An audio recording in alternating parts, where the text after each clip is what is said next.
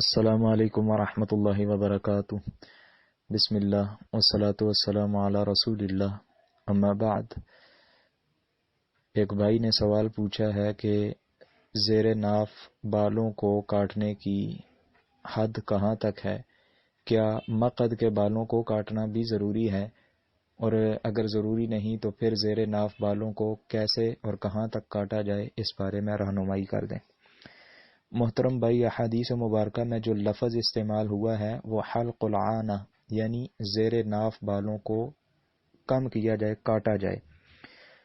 حلق کا معنی ہے مطلق طور پر کاٹ دینا، اور عانہ یعنی زیر ناف جو بال ہے۔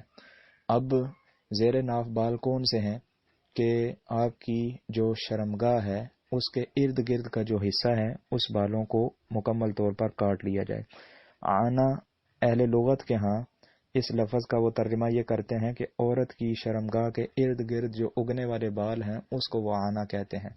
اور اسی طرح اس لفظ کو عورت کے ساتھ اس لیے بولا گیا ہے کیونکہ مرد کے تقریباً پورے جسم کے اوپر بال ہوتے ہیں، ٹانگوں کے اوپر، بازوؤں کے اوپر، سینے کے اوپر، تو اس لیے عورت کے ساتھ اس لفظ کو اس لیے استعمال کیا گیا ہے کہ عورت کے صرف اسی حصے پر بال اگتے ہیں جس کو کاٹنے کا حکم ہے۔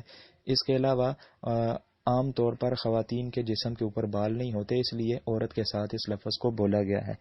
تو بہرحال زیر ناف جو بال ہیں مرد حضرات کے یا اسی طرح خواتین کے، وہ صرف اگلی سائڈ پر جو اگلی شرمگاہ ہے اس کے ارد گرد۔ کچھ لوگ بہت زیادہ تجاوز کر جاتے ہیں، گھٹنوں تک اپنے بالوں کو کاٹ ڈالتے ہیں، اور کچھ لوگ جو ہیں وہ اپنی پچھلی شرمگاہ یعنی مقد کے اوپر جو بال ہوتے ہیں اس کو بھی کاٹ ڈالتے ہیں۔ یہ طریقہ کار صحیح نہیں ہے۔ احادیث مبارکہ میں جو لفظ ہے وہ صرف اور صرف زیر ناف یعنی آپ کی جو شرمگاہ کے ارد گرد کے جو بال بڑے ہوتے ہیں ان کو کاٹ لینا، یہی طریقہ کار صحیح ہے۔ ھذا ما عندی واللہ اعلم بالصواب۔ والسلام علیکم ورحمۃ اللہ وبرکاتہ۔